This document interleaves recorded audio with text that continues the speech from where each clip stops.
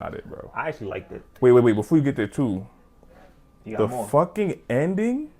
Hold on, we're gonna get there. We're gonna get there. All right, go ahead, We're gonna bro. get there. Go ahead, man.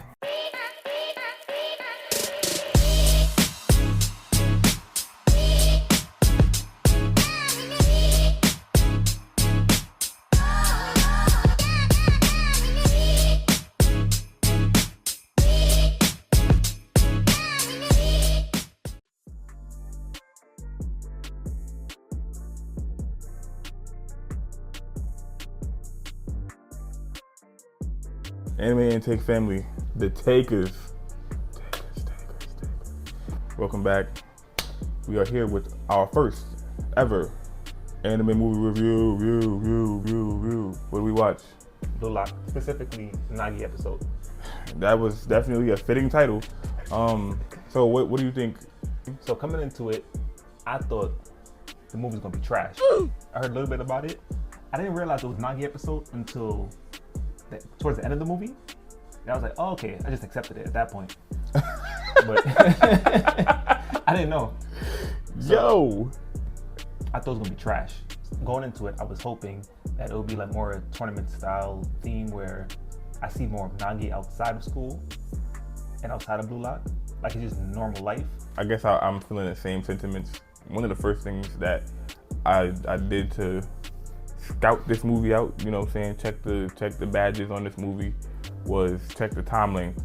And honestly, usually anime movies be like 45, an hour. Really? I seen it at an hour and a half. I'm like, oh, that's respectable. So I'm like, all right, this might be something.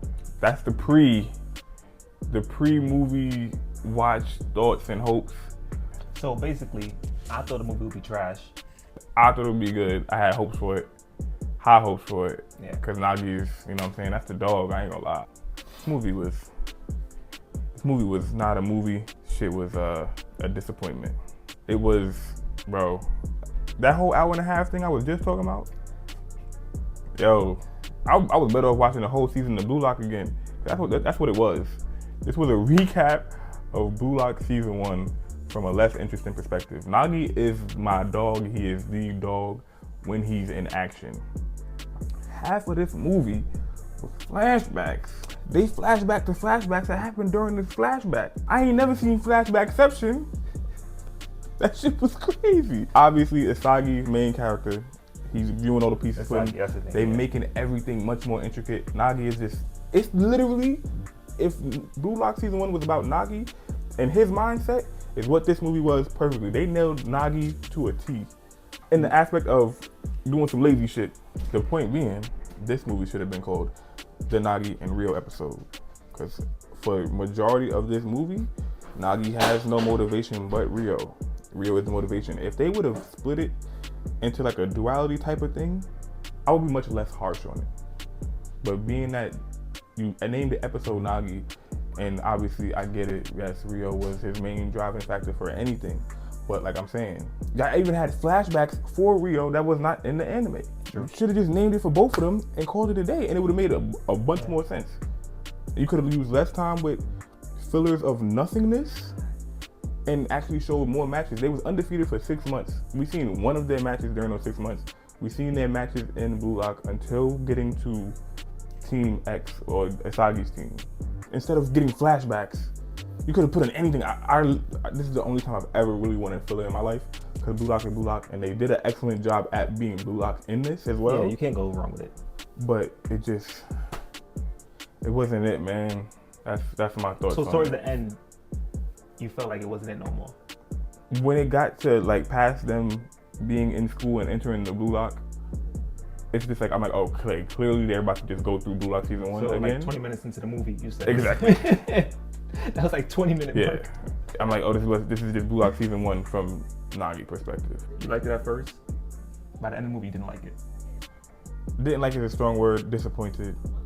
Could have been executed better. And before we continue, how could it have been executed better? Like I said, I was listening. If it would have been Nagi and Rio, we get actual matches leading up to them, their first loss, a little bit more emotion behind the first loss, a little bit more detail, something that's like less canon. But you've seen the first loss in the show, so. But I'm saying, but getting up to that, they beat every team. They for those 6 months that they was playing soccer, they never lost. We've seen one game. We've seen them score some goals, and then get to their first loss. Yeah. You could have showed us some games instead of giving us 1,000 flashbacks and a bunch of other stuff we did not need. That's hard to do. But it's filler. Every anime makes filler. Every long-standing anime, obviously things have changed and things are released weekly and in seasons now. And there's not too many that's weekly anymore. But come on, bro. Like, people don't forget, like, weekly act like they didn't have filler, bro. They was around. It was. So they could have just I wanted some filler. That's what I meant by that. You could have gave me some filler and I would have been happy because y'all executed Blue Lock how y'all should have did Blue Lock. And that was heavily because of the animations, which Blue Lock animations never miss. So yeah, I'll tell you why I began to start liking it. I actually liked the fact that they had Rio and Nagi because I feel like Rio was a good catalyst for Nagi to just get him in the world and get him started. And he quickly outgrew him. So without Rio, we wouldn't have Nagi been there at all. Like, that's a fact. Rio being there just showed like how cruel the Blue Lock system really is. Because if your own man that got you into it, you basically left him. Like, this is a place where there's no friendships there. Which is why early on, when they was like the last people to go through the door, Ego was like, you know, this is like a solo game. Like, you can't really have friends. Exactly. He wants to make the best striker, and Nagi, seeing that in the first place, he pointed out to Rio. Yeah. He said striker, not strikers. Singular, yeah. What you doing, boy? Like I said in the trailer review, their love for soccer being so strong, we don't need the mushy stuff like that. It keeps them focused and locked in to really become the best egoists in the world. But they do. I will say the animation made up for it, especially in the first scenes when Nagi was the first person to run through the door, which it was good to see from a different perspective as well. Him running, being the first one, I was like, yeah, Nagi would like that. So there's a real difference between the anime and the movie, because in the movie, Asagi is seen more as the main, not really villain, but like the antagonist. And in the anime, Rio and Nagi is seen as the antagonist. So in both situations, they both like help each other build up. Yeah. Which I liked a lot. That was very good writing on that part. I noticed that. Good stuff to y'all. Because they really made Asagi like the boogeyman throughout the whole movie. That's why I say you giving them credit, but it's the original's credit. All they did was that was a slam dunk. It was just throwing it from somebody else's side. Oh, yo, this dude's a beast. He got his first touch is crazy. But he's the one who's really masterminding all this, putting people in position. Mind you, they wasn't really showing it how he was going crazy. Asagi? Yeah, they wasn't showing how he really go crazy. Yeah. They were just showing you the aftermath, clearly, because it's the Nagi movie. But point being is, to somebody, if you never watched Blue Lock, you'll be kind of confused as to why it's like, you kind of see it, but it's like a jump cut. It's like a jump cut. Yeah. To him being good. Like, he'll be ass, and then next thing you know, he's just this god on the field. And then going through it, Rio now becoming a side character, which is something like we all thought about, but I think this movie really like emphasized that point. He's like the main character in this motherfucker though. Rio? Yeah. Nah, he was a stepping stone. He was, yo, I'm your boss. Yeah, boss. And then it's like, you gotta get Nagi motivated for him to do anything. Obviously, we all seen Blue Lock, so not to just drag it on, but literally, for more than half of this movie, Rio is just head El Capitan until Nagi realizes, I'm better than this nigga, yo. That's crazy. He really found it out. Like, I'm better than this nigga, like, bro. He said, you can't do that? You can't get the ball in your back and pass it like that? No? All right, my bad. So I'm just go ahead and rock with them, you know what I'm saying? They on my wavelength, they on my frequency. I'm gonna fuck with you though, catch up. Mustard. I did like, and like just throughout the movie, I just started liking them more and more because of these things. And the last game, when it was 10 versus 11, each player kind of like went past their limits, and I hate using that phrase. Each of them like showed out. The story itself though was pretty great. That direct shot without stopping the ball, when Nagi was like, I'm gonna stop him. He gonna stop the ball before he kick, and then Asagi said, yo, stop playing me, little boy. The animation effects top tier. When Nagi had the skull on his face going 1-1 against Sagi, the train around Rio, like every single thing mattered. Stopping in the cafeteria and being like, yo, don't belittle soccer like that. Like, this is my life. And that started making Nagi think, like, why do you like it so much? He found a new catalyst. Rio was the catalyst to get him to play. Even though I can't really say he was the catalyst for anything. Who? He didn't really start anything per se. He did. No. He started him playing. He found his talent. But he didn't give him no goal. He wasn't a catalyst. Nagi was the tool to make Rio work. Yeah. And Sagi is the one who molded that boy. That's why he wanted to play with him. Sagi may not be better than him literally in every aspect, but he recognized, like, yo, he's the most elite because he's making everything happen. I think the movie was pretty great towards the end. But at the beginning, I thought it was gonna be trash. I was disappointed.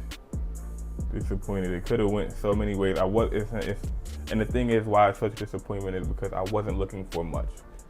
I was looking for Blue Lock to be Blue Lock, and they did that, but they just didn't do enough. Like I said, it was a recap. It was a recap of season 1. I wasn't looking for much, is what I said. Not nothing. All right. I wasn't looking for much. Like I said, it could have been a filler movie of all the matches that they played. If it would have been all the matches they played before they lost, I would have been fine with that. Yeah. Even though that's before Nagi even activated, I still would have been fine with it.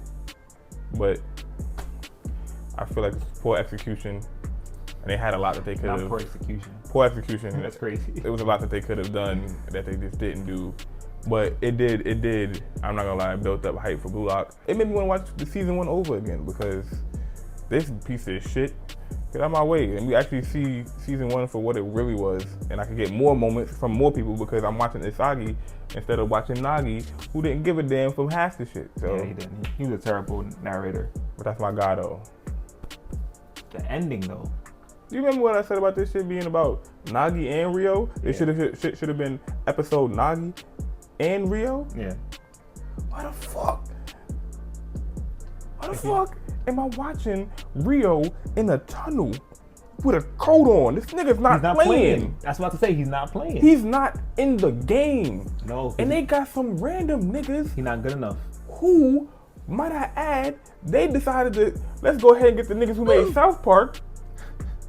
Let's get their animation studio and come bring them over to Blue Lock. These niggas start bouncing around. They didn't have, like, they were bouncing around like South Park characters. I swear to God. I'm telling you, one of their mouths was like Terrence and Phillip, the Canadians in South Park. I'm telling you, the animation went straight to hell. I don't know why they added that. Whoever that was on Reddit, when I catch you, Ricky. What they said on Reddit for you? Bro, it said, yeah, you know, the movie was kind of disappointing, but yo, the ending made it all worth it. Well, watch or pass. Yo, watch Blue Lock season 1. That's not part of it. I say watch the movie. It was a great movie.